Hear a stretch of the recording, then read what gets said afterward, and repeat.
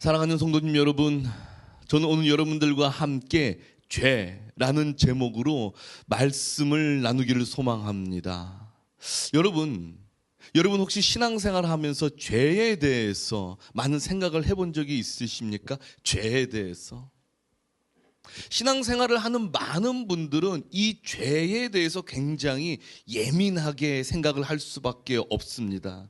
왜냐하면 내가 죄를 지으면 하나님 아버지 앞에 버림받는 거 아니야? 나 죄를 지은데 내가 과연 천국을 갈 수 있을까? 내가 죄를 지었는데 하나님 앞에 기도를 할 수 있는 자격은 있는 거야? 교회를 나올 수는 있는 거야? 난 이렇게 죄 많은 인간인데 어떻게 하지?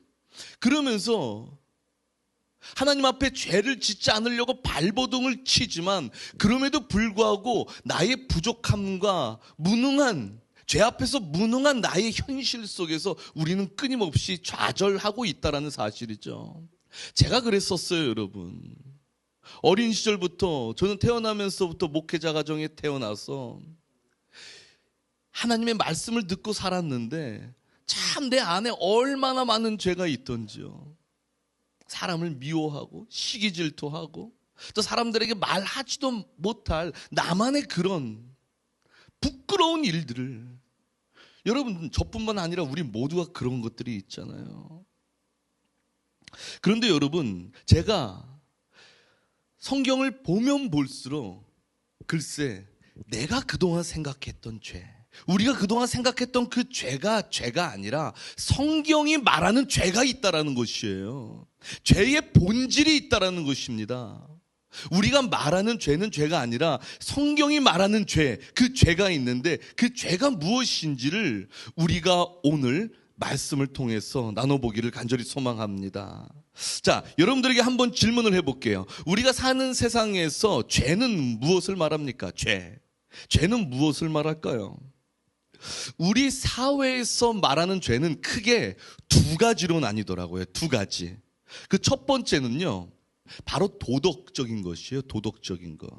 여러분, 이 도덕적이라 함은요, 사람이 사는 사회에서 사람과 사람 사이의 이 관계를 중시하는 법을 말하고 있잖아요. 근데 이 관계를 어기면 사람들은 본능적으로 죄라고 생각을 해요. 예를 들어서 이런 거죠. 인사를 잘 안 해요.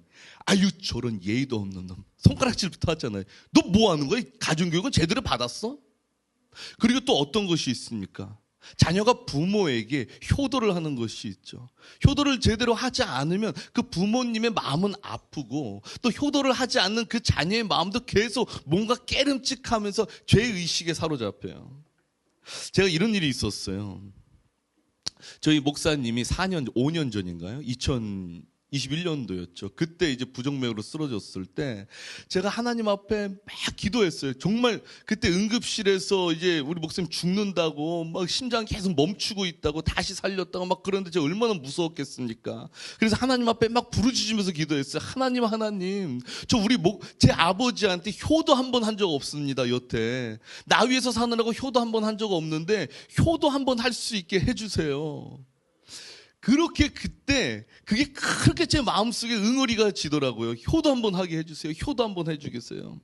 그리고서는 그때가 이제 금요일 저녁에 쓰러지셨었는데 주일날 이제 교회 설교할 사람이 없으니까 제가 설교를 하러 왔어요. 그때 설교를 하러 왔습니다. 설교를 하고 월요일날 이제 깨어나셔가지고 이제 중환자실에 제가 찾아갔는데 우리 아버지가 딱 눈을 뜨자마자 저한테 먼저 물어보셨던 게 뭐냐면은 오늘이 무슨 요일이냐? 월요일입니다. 주일 예배는 어떻게 됐느냐? 그때 제가 그랬죠. 제가 설교했어요. 제가. 그랬더니 눈물을 흘리면서 네가 했어. 네가 했어. 와, 제가 그때 아버지한테 효도하는 건 내가 목회자의 길을 걷는 거구나. 여러분, 물론 목회자의 길을 걸 때 여러 가지 지금 상황들이 있었는데 큰 몫을 했죠. 제가 설교했다는 것 때문에 뜨거운 눈물 흘리는 거 보고 이 길을 걷는 게 정말 효도하는 길이구나.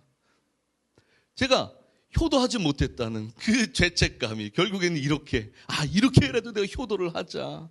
여러분, 이렇게 도덕적인 것을 어겼을 때 우리는 죄라고 생각을 한다는 것입니다. 두 번째는 또 무엇을 죄라고 생각하냐면 국가의 법을 어겼을 때 우리는 죄라고 생각을 하더라고요. 법을 어기는 것은요, 이렇게 도덕처럼 단순한 관계의 이 틀을 뛰어넘어서 사람의 생명과 재산과 안전 그리고 이익에 직접적인 피해를 주기 때문에 죄라고 하죠.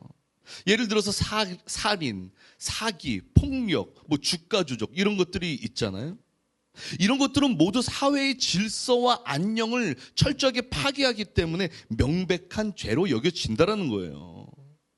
그런데 여러분, 제가 서두에서도 말씀드렸지만 성경이 말하는 죄는 우리가 생각하는 죄와는 완전히 다르다라는 거예요. 우리가 이렇게 인류 사회에서 여기는 죄와는 완전히 다르다라는 것입니다. 완전히 다른 차원이에요.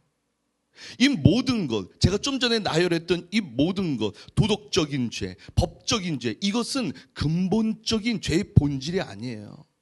그럼 이것은 죄가 아니고 성경이 말하는 죄란 무엇일까? 바로 여러분, 성경이 말하는 죄, 이것은 제가 조금 이따 설명드리고요. 좀 전에 우리가 말했던 도덕적인 것과 법적인 것은요, 죄가 아니라 바로 죄의 결과, 죄의 열매라는 거예요. 죄의 열매. 도덕적인 죄, 법적인 죄, 이것은 죄의 열매예요. 성경에서 말하는 죄, 그 죄 때문에 펼쳐진 그냥 죄의 열매인 것입니다. 그렇다면 질문이 생기죠. 성경이 말하는 죄란 무엇인가? 바로 이 질문에 대한 답을 오늘 우리가 읽은 로마서 5장 19절을 보면 알 수가 있습니다. 로마서 5장 19절에는요, 많은 사람들이 순종하지 아니하였다라고 나와 있어요. 사람이 순종하지 아니하였다. 바로 이것은 무엇을 말하는 거예요? 불순종이에요, 여러분. 여러분, 첫 인간 아담과 하와가 딱 이 세상에 창조되었었잖아요. 태초에 하나님이 천지를 창조하시고 아담과 하와를 만드셨어요. 하나님은 이들에게 에덴 동산의 모든 과실을 먹으라고 명령을 하셨지만 단 하나를 먹지 말라고 하셨어요. 바로 그것이 무엇입니까? 선악과예요. 선과 악을 알게 하는 과실, 선악과, 그것을 먹지 말라고 명령하셨습니다. 그런데 여러분, 아담과 하와는 이 선악과를 먹은 거예요. 아담과 하와는 순종하지 않고 하나님이 먹으면 죽는다라고 말씀하신 그 선악과를 따먹었다는 얘기예요. 이런 행위를 바로 뭐라고요? 불순종이라는 것입니다. 여러분, 이 불순종이라는 말을요, 원어로 보면은 무슨 말이냐 하면요, 하나님의 말씀을 듣고도 의도적으로 옆으로 밀어냈다라는 말입니다. 뭐라고요? 하나님의 말씀을 듣고도 의도적으로 옆으로 밀어냈다. 그러니까 하나님의 명령에 의해 살아야 할 이 아담이 하나님의 말씀을 듣고도 의도적으로 옆으로 밀어냈다라는 것이에요, 여러분. 그렇다면 왜 이들은 하나님의 말씀을 듣고도 의도적으로 옆으로 밀어냈을까? 왜 의도적으로 옆으로 밀어냈을까? 어떤 의도가 있었는가? 그러면 밀어낸 의도, 불순종한 의도가 무엇일까? 바로 그것은요, 창세기 3장 5절에서 뱀이 유혹을 한 사건의 그 말을 들으면 알 수 있어요. 3장 5절에 보면요, 3장 5절인데, 제가 잘못 적 3장 5절에 보면 이렇게 나와 있습니다. 너희가 그것을 먹는 날에는 너희 눈이 밝아져 하나님과 같이 되어 선악을 알 줄 하나님이 아심이라. 여러분, 이놈의 뱀이 하와에게 딱 붙어서 하와를 유혹한 거예요. 야, 너 이거 선악과 먹으면 너 하나님처럼 될 수 있어, 하나님처럼. 여러분, 그 뱀이 하와를 유혹한 장면을 여러분들에게 보여드릴게요. 아주 적나라하게 보여드릴게요. 우리 세범이가 얼마 전에 유치원에 갔는데 글쎄 뱀을 목에 걸더래요. 뱀을 목에 걸는데 다른 애들 무서워서 막 피하는데 얘는 그냥 뱀을 목에 걸어도 저렇게 웃으면서 지금 있는 것입니다. 여러분, 태초에 하와가 이렇게 밝게 웃고 있었을 거예요. 뱀이, 야, 너 이거 먹으면 하나님과 같이 돼. 그러니까 지금 세범이가 웃는 것처럼 하와도 막 웃으면서 내가 하나님처럼 된다고, 내가 하나님처럼 된다고. 그러면서 아담한테 찾아가서 여보, 이 선악과 먹으면 우리 하나님처럼 된대. 우리가 하나님처럼 된대. 여러분 이렇게 웃으면서 유혹을 했을 것입니다. 여러분, 그러니까 이 뱀의 의도는 뭐였어요? 뱀의 의도는 불순종하라고 한 그 의도는 뭐였어요? 너희가 이것을 먹으면 뭐처럼 된다고요? 하나님처럼 된다는 것이었어요. 하나님과 같이 된다. 여러분, 바로 이것이 불순종의 의도인 거예요. 우리가 하나님의 명령을 듣지 않는 것, 하나님의 말씀을 듣고도 옆으로 밀어낸다는 것은 나는 하나님 필요 없어, 내가 모든 의사결정은 내가 할 거야, 내가 곧 하나님이야 라는 의도가 들어가 있다는 사실입니다. 여러분, 그런데 사실 이것은 문제가 되는 것이 아니에요. 내가 하나님과 같이 되는 것, 이거는 사실은 성경을 자세히 보시면 아시겠지만 문제가 되지 않습니다. 왜냐하면은 우리는 하나님의 형상을 따라 지음받았기에 하나님을 닮는 것, 하나님처럼 되는 것이 원래 하나님의 의도였다라니까요. 그래서 하나님 우리에게 이렇게 말씀을 하고 계세요. 내가 거룩하니 너희도 거룩하라. 레위기 19장 2절이 그렇게 말씀하시죠. 내가 거룩하니 너희도 거룩하라. 하나님처럼 되라는 말씀이에요, 여러분. 여기서 거룩이라는 말이 뭔지 아십니까? 거룩? 이 거룩은요, 세상과 구별됐다라는 말입니다. 뭐와 구별됐다고요? 세상과 구별된 거예요. 완전히 구별돼 있어야 돼. 섞이면 안 돼요. 그렇기 때문에 하나님이 우리에게 하시는 말씀, 내가 거룩하니 너희도 거룩하라, 이거는요, 우리가 세상과 구별되어서 우린 하나님 편에 서서 살아가라는 말씀인 것입니다. 여러분, 하나님 편에 선다는 것은 오직 하나님의 의에 살아간다는 것을 말해요. 하나님의 능력과 하나님의 힘에 의해서 살아가는 것, 이것이 바로 구별됐다라는 것입니다. 그래서 여러분, 이 거룩이라는 말에는요, 신성이라는 말도 있어요. 이것이 정말 중요한 의미입니다. 왜냐하면요, 우리가 하나님에 의해 살아갈 때 우리는 하나님의 능력에 이렇게 참여하는 자가 되는 거거든요. 하나님의 능력이 뭐 하는 자? 참여하는 자. 내게 막 하나님의 능력이 막 생기는 게 아니라 하나님의 능력에 참여하여서 주님이 이끄시는 그 삶대로 걸어가는 이 놀라운 인생이 우리에게 펼쳐지는 거라고요. 이것이 바로 우리의 복인 것이고, 이것이 바로 우리가 하나님의 형상 닮은 자의 모습으로 살아가는 것입니다. 그런데 여러분, 하나님의 말씀에 불순종하여서 하나님은 완전히 배제되고 하나님은 완전히 빠져버린 채 내가 스스로, 이것처럼 내가 스스로 하나님과 같이 된다는 것이 문제였어요. 이것이 바로 성경에서 말하는 불순종의 죄인 것입니다. 여러분, 하나님과 함께 하나님의 의에 하나님을 닮은 인생이 되어야 되는데 하나님은 완전히 빼뜨려 버리고 내가 스스로 하나님처럼 되는 것, 이것이 바로 성경에서 말하는 죄라는 것입니다. 그런데 여러분, 첫사람인 아담이 지은 이 죄가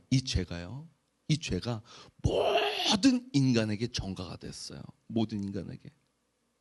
맨 처음에 하나님이 창조하신 그 아담의 죄, 하나님 앞에 불순종하여서 자기가 스스로 하나님이 되려고 했던 이 죄가 모든 사람에게, 그 밑에 모든 후손들에게 전가가 됐다라는 사실입니다.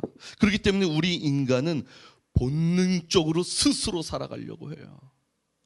힘들고 어려운 일이 있을 때 무릎 꿇고 하나님 아버지 앞에 주님의 능력을 구하려 보다는 내 이성과 내가 맞는 이익에 쫓아서 살아갈 수밖에 없는 것입니다. 이게 바로 우리에게, 아담의 죄가 우리에게 전가되었기 때문이에요. 그리고 이 죄로 인해서 우리의 삶은 사망에 이르는 결과를 맞이하게 되었다라고 오늘 성경은 우리에게 말씀하고 있어요. 로마서 5장 12절 다 같이 한번 다시 읽어보겠습니다. 시작.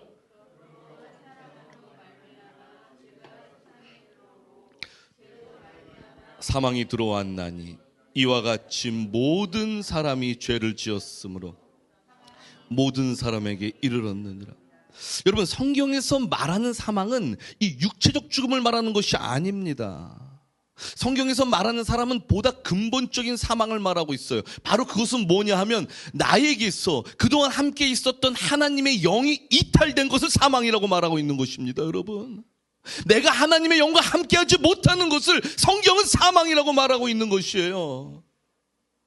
그동안 계속 하나님의 영이 나와 함께 하여서 하나님으로 인해 살았던 나였는데 그 죄, 불순종의 죄로 인하여 하나님의 영은 이탈되고 이제 내가 스스로 살아가는 것, 이것을 바로 사망이라고 말하는 것입니다. 여러분, 바로 이렇게 단절된 것, 하나님과 단절된 것, 이게 사망.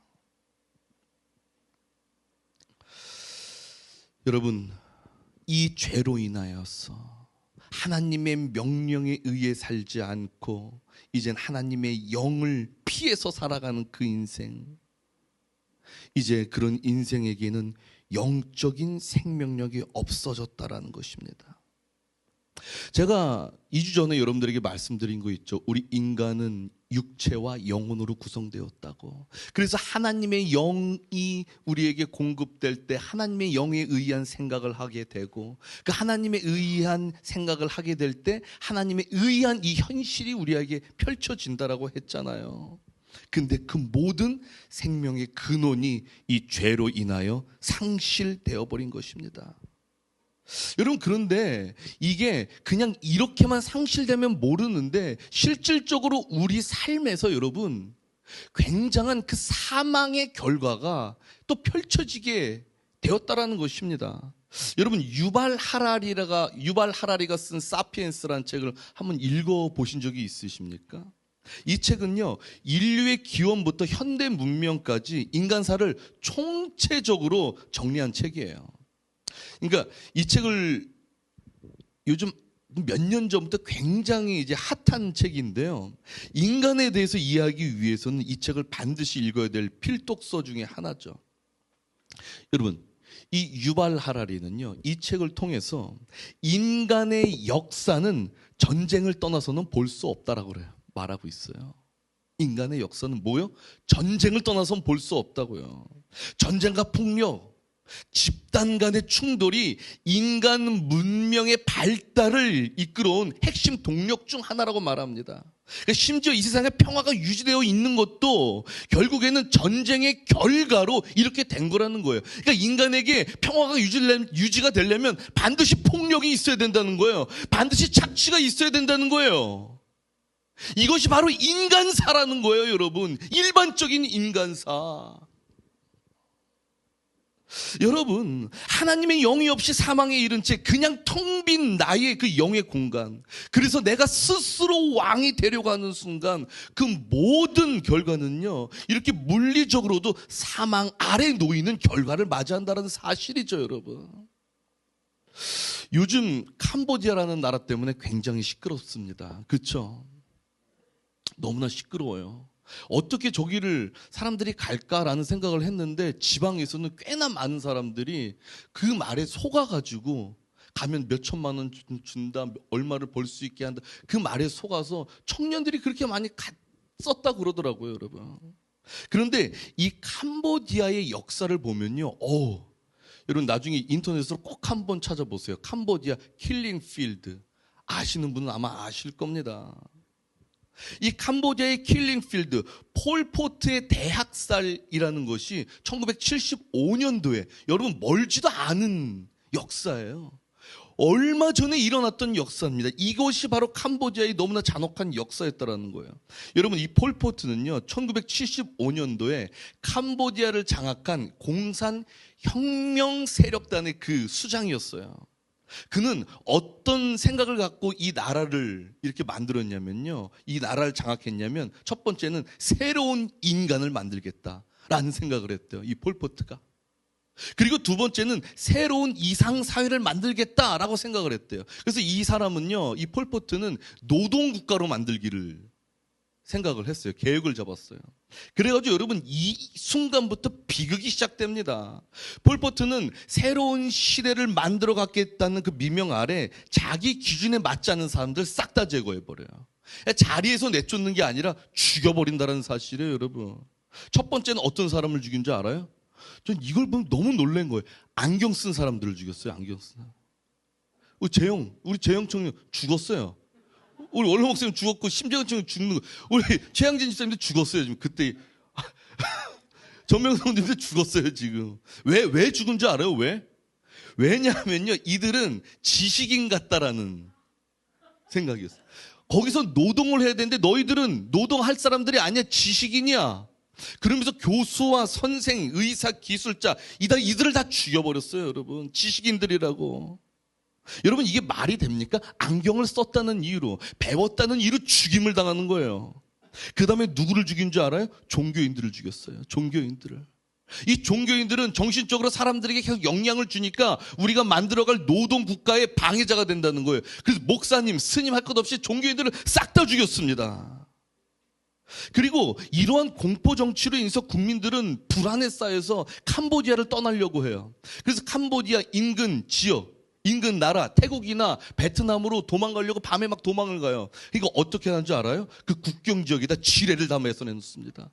그리고 심지어는 동네 바깥으로 나가지 못하도록 그 동네 경계선에다 다 지뢰를 박아놔요. 근데 그 지뢰를요, 글쎄 어디다가 매설을 했는지 기록도 없어가지고 이 정부가 끝나고 나서도 그 지뢰 때문에 수많은 사람들이 거기서 팔다리가 잘려나가고 죽었다고 합니다. 여러분, 이 폴포트는요, 이런 메시지였어요. 너희들은 어디도 도망갈 수 없다. 여기서 도망가면 너희들은 죽음뿐이다 라는 메시지로 이 공포를 주면서 국민을 다스렸다는 것입니다. 또 누구를 죽인 줄 알아요? 손이 깨끗한 사람을 죽였어요. 손이 깨끗한 사람들은 얼마나 공부를 많이 했으면, 노동은 안 하고 공부를 많이 했으면 손이 깨끗하냐, 그러고 죽였대요. 또 더 놀라운 건 뭔지 알아요? 어떤 사람을 죽였냐면 손에 굳은 살이 배긴 사람을 죽였어요. 왜 굳은 살이 배긴 사람을 죽인 줄 알아요? 얼마나 공부를 열심히 했으면 펜을 열심히 들어가지고 굳은 살이 배겼냐, 그러고선 죽였다라는 거예요.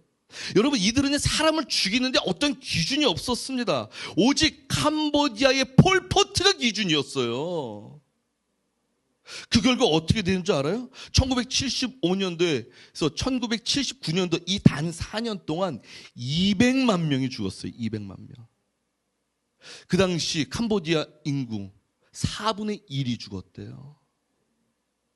제가 오늘은 어린이들도 있고 그래서 너무 잔인해서 안 보여줬는데, 해골이요, 여러분, 그냥 산을 이룹니다. 산. 멀리서 보면 그 해골이 산인지 모르고 그냥 모래, 자갈 같은 줄 알고서 거기를 가 보면은 해골이 그냥 산을 이룬다는 거예요. 바로 그런 것을 킬링 필드, 죽음의 들판이라고 부른다는 거죠. 여러분, 이게 바로 하나님의 영에 의해 살지 않고 철저히 나에 의해 살아가는 죄의 결과라는 것이에요. 사망의 모습이라는 것입니다. 여러분, 폴포트가 처음부터 괴물이었을까요? 그도 처음에 태어났을 때는 응애 그러면서 아주 이쁜 아이로 태어났을 거예요.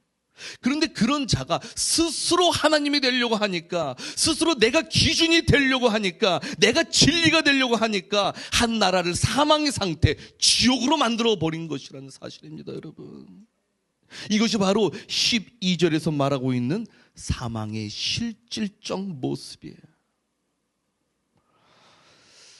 그런데 여러분, 이런 캄보디아 폴포트의 모습이 여기서 끝난 것이 아니라 바로 지금 이 사회에도 만연해지고 있다는 것입니다.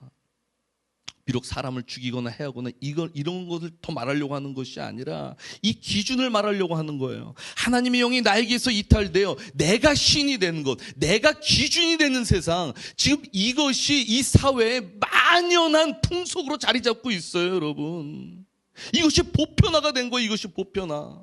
지금 세상은 여러분, 내가 신이 되어야 됩니다. 내가 기준이 되어야 해요. 세상의 기준은 오직 내가 기준이 되기 때문에 내가 말한 것이 정답이 되어야 됩니다. 이것을 바로 유식한 말로 포스트 모더니즘이라고 얘기해요. 포스트 모더니즘. 포스트 모더니즘은 뭐냐? 내가 기준이 되는 거. 내가 기준이 되는 거. 서양에서 이 포스트 모더니즘 사상이 계속 발달이 되면서 개인주의가 그래서 이렇게 팽배해진 거예요. 왜 개인주의야? 내가 하나님이니까. 내가 옳으니까. 제가 얼마 전에 서울에서 열리는 퀴어 축제 기사를 본 적이 있습니다. 와, 여러분 여기 가보셨습니까?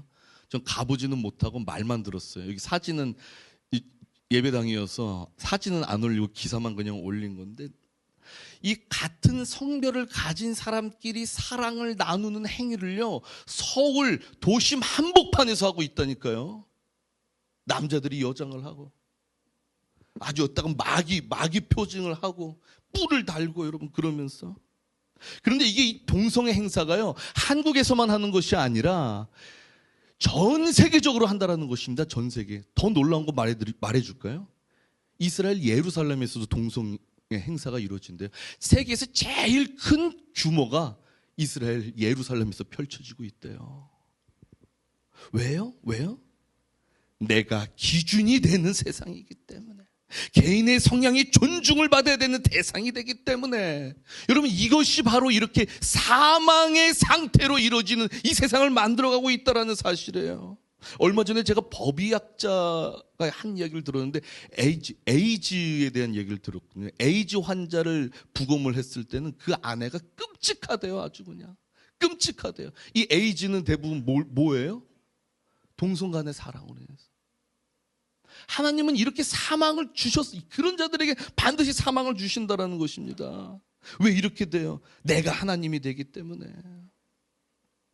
그래서 여러분, 제가 최근에 책을 읽다가 너무나 놀라운 글을 읽었는데 그게 뭔지 아세요? 지금 내가 신이 되는 이 세상에서 너무나 놀라운 글을 읽었는데, 현재 교회를 다니고 있는 청년들은요, 지금 현재 얘기를 하는 거예요. 현재 교회를 다니고 있는 청년들은 어디 가서 야, 나 교회 다녀, 나 예수 믿어, 이렇게 말을 못 한대요.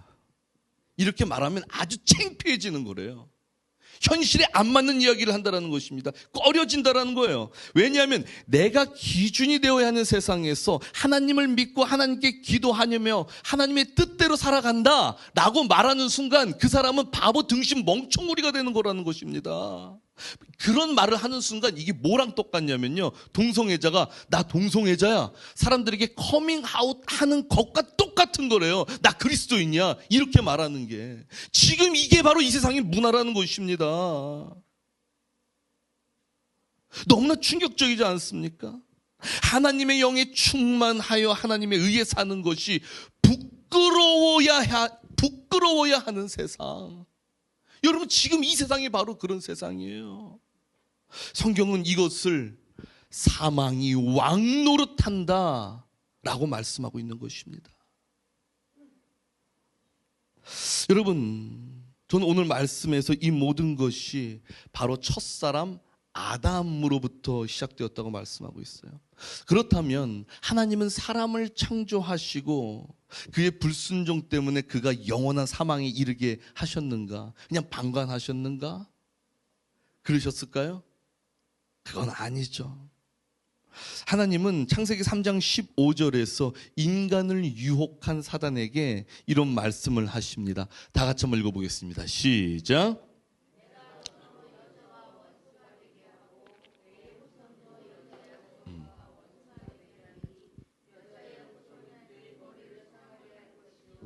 너는 그의 발꿈치를 상하게 할 것이라. 여러분, 동정녀 마리아에게서 태어나실 예수께서 사단의 머리를 공격하셔서 사망의 권세에 있는 사람을 거기서부터 끄집어낸다라는 것을 하나님은 지금 이렇게 먼저 예언을 하신 거예요. 내가 이제 나중에 너희에게 찾아갈 거야. 너에게 내가 찾아가서 나는 인간의 몸을 입고 동정녀 마리아, 남자와 한 번도 관계하지 않은 그 동정녀 마리아에게 내가 들어가서 이 세상에 나타날 거야. 그리고 나는 이 세상에 와서 죄와 사망의 권세를 완전히 멸망시켜 버릴 거야. 이것을 하나님은 우리에게 약속을 하셨다는 것입니다. 그래서 마태복음 14장 19절에 보면 예수님은 이 땅에 오셔서 제자들에게 뭐라고 말씀하시냐면, 내가 너희로 사람 낚는 어부가 되게 하겠다라고 말씀을 하시는 거예요. 여러분, 세상이라는 바다에 빠져서 허우적거리며, 세상이라는 이 사망이라는 바다에 빠져서 허우적거리는 인생을 예수님이 친히 우리에게 찾아오셔서 끄집어내시겠다라는 말씀인 것입니다. 우리를 사망에서 끄집어내기 위해 하나님의 아들 예수님은 이 땅에 오신 것이라고요. 이 땅에 오신 하나님의 아들 예수 그리스도. 여러분, 생각을 한번 해보세요. 하나님의 하나밖에 없는 독생자들 예수 그리스도예요. 그 예수님은 천하 만물을 창조하셨습니다. 하나님과 함께 천하 만물을 창조하셨습니다. 그런데 그 하나님이신 예수께서 이 땅에 내려오셔서 오신다고 하셨을 때 그 마음이 어떠셨을까요? 신이 인간이 돼야 돼요. 신이 인간이 된다는 것은 인간이 느끼는 고통과 그 아픔을 다 경험을 해야 된다는 것입니다. 그리고 그 예수님은 이 땅에 오실 때 어떤 의무를 갖고 오셨냐면, 어떤 임무를 갖고 계셨냐면, 인간의 모든 죄를 사하기 위해서 대신 십자가에 못 박혀 죽어야 한다라는 그 임무를 갖고 있으셨어요. 그 마음이 어떠셨을까요? 신이 인간이 되어서 십자가에 못 박혀 죽어야 된다라는 그 임무를 갖고 이 땅에 오셨을 때 그 신의 마음은 어땠을까요? 그러나 그 하나님이신 예수께서는 우리를 끄집어내기 위해서, 우리를 깨끗하게 하기 위해서 순종으로, 하나님의 말씀에 순종으로 이 땅에 오셨다라는 사실이에요.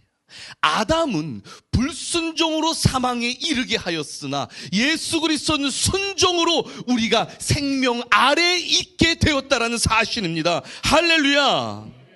여러분, 그렇기 때문에 이것을 말씀하는 거, 로마서 5장 19절 다 같이 한번 읽어보겠습니다. 시작.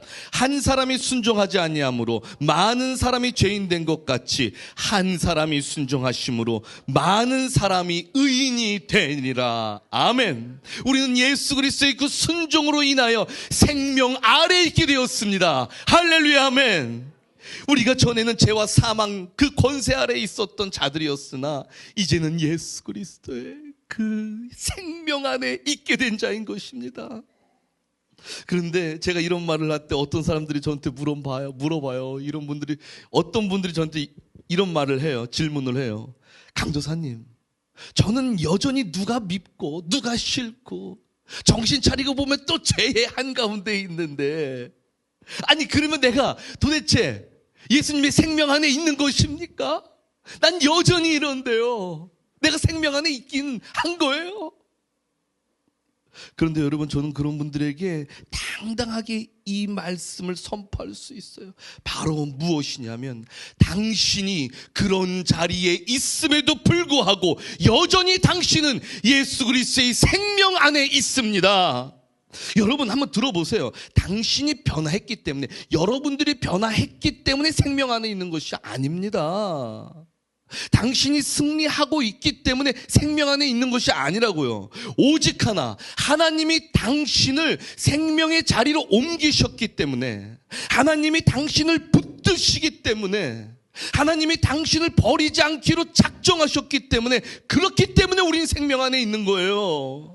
여러분, 복음은, 이 위대한 생명의 능력은요, 내가 붙들고 있기 때문에 유지되는 것이 아닙니다. 그것이 아니라 하나님이 우리를 붙들고 있기 때문에 그 생명이 유지된다는 사실입니다. 내가 흔들려도 하나님의 손은 흔들리지 않는다라는 거예요. 내가 무너져도 하나님의 그 굳건한 팔은 절대로 무너지지 않는다는 사실입니다.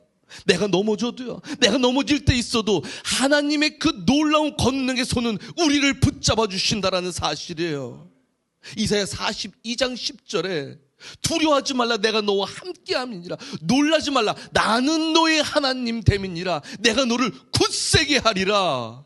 참으로 내가 너를 도우리라. 참으로 나의 의로운 오른팔로 너를 붙들리라 라고 말씀하십니다.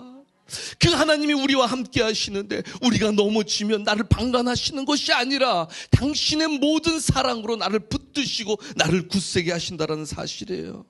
그러니까 여러분, 넘어진 자리에서 절망하지 마세요. 넘어진 자리에서 주저앉지 마세요. 여러분, 우리는 주저앉거나 내가 그 자리에서 눈물 흘릴 때 하나님은 그 의로운 오른손으로 우리를 붙잡으시고 일으키십니다. 그리고 우리에게 또 오늘 또 새 생명을 공급하실 줄로 믿습니다. 그러면 우리는 어떠한 상황에서도 하나님 바라보며 하나님의 영으로 공급되는 우리 성도님들의 위대한 삶이 되시기를 간절히 소망합니다. 우리 다 같이 찬양합시다. 나의 영혼이 잠잠히 하나님만 바라며 나의 소망이 오직 그에게서 남이니라. 주님 아버지여, 우리가 오직 주님만 바라보며 주님으로부터 공급받는 우리의 삶 되기를 소망합니다. 영혼이 잠잠히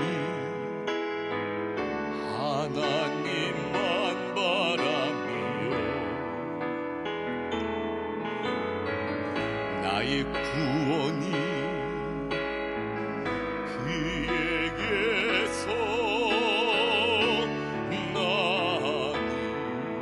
나는도다. 주님 아버지, 나의 영혼이